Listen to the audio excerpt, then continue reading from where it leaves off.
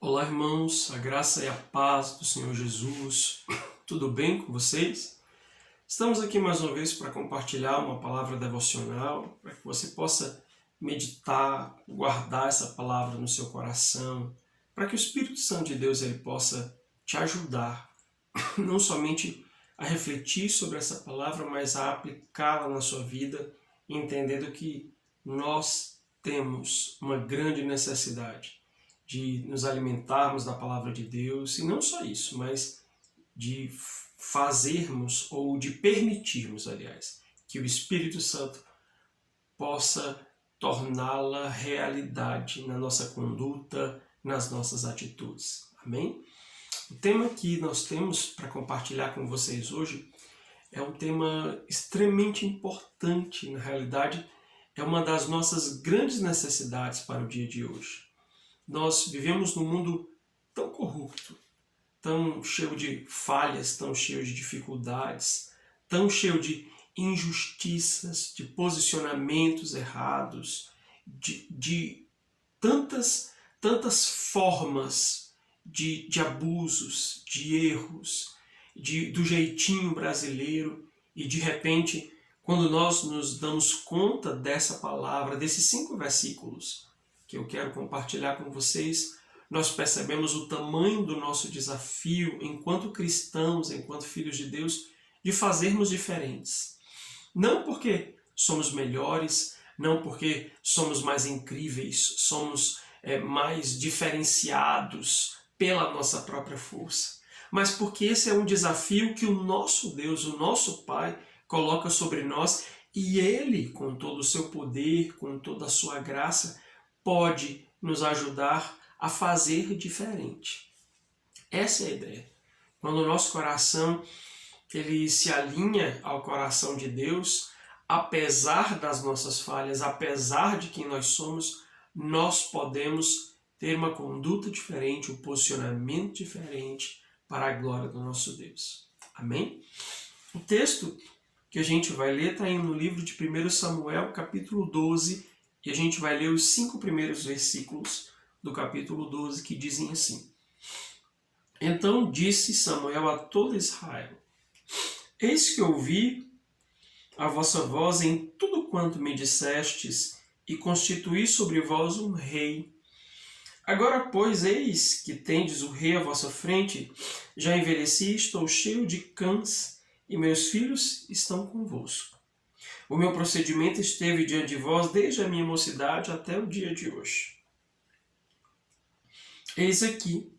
Eis-me aqui, testemunhai contra mim perante o Senhor e perante o seu ungido, de quem tomei o boi, de quem tomei o jumento, a quem defraudei, a quem oprimi, e das mãos de quem aceitei suborno para encobrir com ele os meus olhos. E vou restituirei. Então responderam: Em nada nos defraudaste, nem nos oprimiste, nem tomaste coisa alguma das mãos de ninguém. E ele lhes disse: O Senhor é testemunha contra vós outros, e o seu ungido é hoje testemunha de que nada tendes achado nas minhas mãos. E o povo confirmou: Deus é testemunha. Amados, quando nós olhamos para a figura de Samuel, esse grande profeta, esse grande homem de Deus, por meio de quem Deus fez algo poderoso, muitas coisas na realidade poderosas e incríveis em Israel na sua época, nós somos desafiados a olhar para as nossas vidas, para o nosso poder de influência, para aquilo que temos feito como homens e mulheres de Deus, para a maneira como nós temos nos conduzido, para as atitudes com as quais nós temos nos portado. Esse é um desafio para que nós possamos verdadeiramente nos avaliar. Samuel era grande autoridade sobre Israel. Ele, com as suas palavras, com o seu posicionamento, com a sua conduta, dirigiu Israel, foi usado por Deus para guiar Israel por muito tempo nos caminhos do Senhor. Entendendo que nós vemos um Samuel criancinha lá no templo recebendo a palavra de Deus, e agora nós vemos um Samuel velho, um Samuel talvez no fim dos seus dias, e que estava avaliando a sua vida e convocando o povo para um acerto de contas. Quando eu olho para esse episódio, eu fico me perguntando do tamanho da coragem que Samuel teve de convidar as pessoas para acertar contas. Quantos de nós teríamos essa coragem? De estar diante do povo e vou transformar o povo diante da nossa família, diante das pessoas com quem convivemos e ter esse tipo de atitude. Vamos lá, eu quero acertar contas com vocês. O que é que eu estou devendo? O que é que eu fiz errado? Por favor, me acusem, revelem que eu estou disposto a restituir, a me consertar, a pedir perdão e tal. E isso é interessante porque essa coragem de Samuel, ela estava intimamente ligada ao seu caráter, à consciência do caráter dele e à consciência da sua própria conduta. Então, essa coragem ou essa atitude de Samuel, ela estava respaldada na sua consciência limpa e no seu coração tranquilo, porque ele sabia exatamente da maneira como ele havia procedido. E aí eu pergunto, será que nós temos essa mesma consciência limpa, essa mesma coragem de poder chegar para as pessoas com quem convivemos e dizer, poxa, o que é que vocês têm contra mim? Que coisas vocês têm a dizer? Certamente, né, se eu pudesse fazer isso, eu não ouviria a mesma coisa que Samuel ouviu. Com certeza haveria muitas falas, haveria muitas cobranças, haveria muitos apontamentos a respeito das minhas falhas. E você? Como seria isso? Então, amados, o nosso maior desafio como servos de Deus é construir um testemunho de integridade. É sobre isso que eu quero falar. Na realidade, é sobre isso que eu já estou falando. Esse testemunho de integridade. Samuel esteve diante do povo de cara limpa, convocando o povo a acusá-lo, mas ninguém o acusou de nada porque ele tinha uma conduta íntegra. O seu testemunho era infalível. A sua postura era uma postura correta diante do povo. A integridade, ela deve ser uma marca da nossa conduta. Mas, infelizmente, no mundo que nós vivemos hoje, e não podemos nos justificar baseados na maneira como o mundo está, porque nós vivemos ou deveríamos viver na contramão do mundo, existem uma série de desafios, de percalços, de dificuldades que nós enfrentamos a respeito de vivermos uma vida íntegra. Mas o fato é, esse é um imperativo. Nós temos que ter esse tipo de testemunho. E isso precisa alcançar todas as áreas das nossas vidas. Nos nossos relacionamentos, ou seja, no dia a dia. Nas pessoas com quem convivemos, no trabalho, na escola, na faculdade, na rua, no condomínio, na vizinhança. Nós precisamos pensar sobre o quanto temos sido íntegros nessa relação. E essa integridade, quando eu olho para as nossas vidas, ou pelo menos para a minha, eu não consigo enxergar a ideia de uma falta de falhas, mas a maneira como nós lidamos com essas falhas, a maneira como nós nos portamos com essas falhas, o que fazemos quando nós falhamos. Então, olhe para os seus relacionamentos. Você, eu, temos sido íntegros na maneira como nos relacionamos com as pessoas?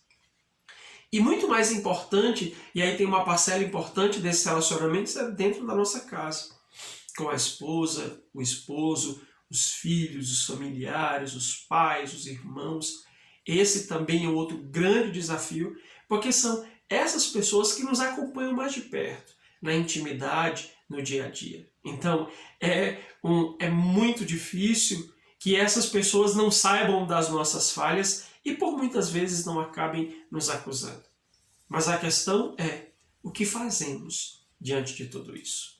E precisamos de integridade nos negócios. E quando eu falo negócios, eu não estou falando necessariamente do trabalho em si, mas da maneira como negociamos a vida. É claro que isso envolve o trabalho, as coisas, a forma como ganhamos dinheiro, a forma como nos portamos diante das pessoas com quem temos transações. Essa é a questão.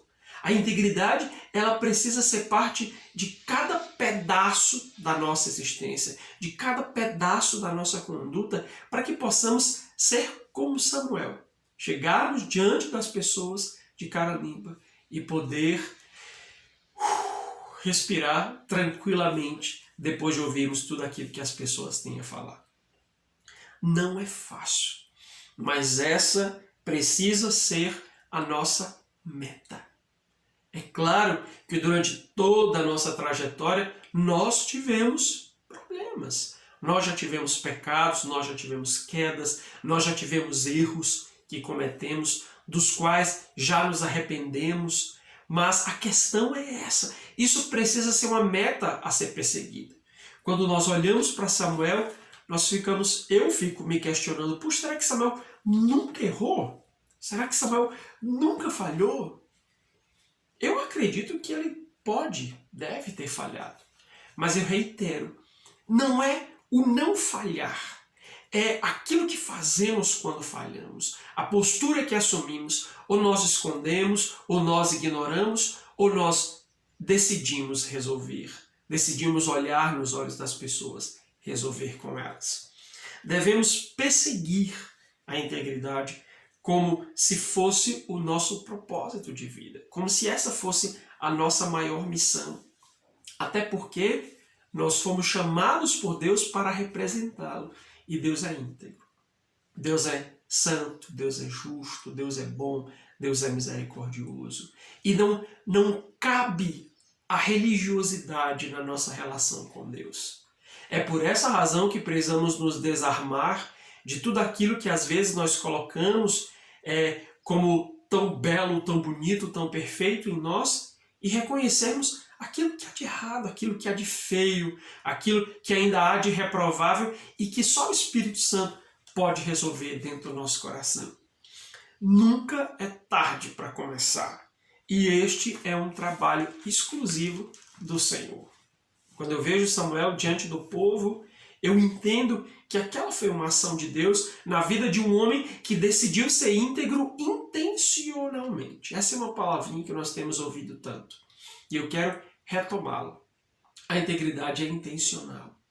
Então, que o Senhor nos ajude a resolver as questões do nosso passado, da nossa história, do nosso presente, que talvez estejam em desacordo, e nos permita sermos íntegros a partir de hoje, quem sabe.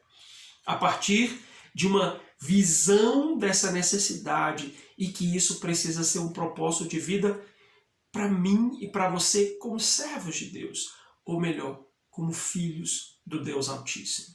Então, que o Senhor nos ajude a construir um testemunho, não um testemunho religioso, não um testemunho sem esse testemunho perfeitinho, mas um testemunho de integridade, que, ou seja, apesar das minhas falhas, eu lidei com elas, eu me posicionei da maneira correta, eu me arrependi, eu decidi viver do modo como o Espírito Santo de Deus estava me dirigindo. Que o Senhor gere isso no seu coração e no meu coração a cada dia, para que a gente possa lidar com as partes escuras do nosso caráter. Amém, meus amados? Que Deus te abençoe, medite nessa palavra e que o Espírito Santo possa operar aquilo que Ele deseja dentro de nós.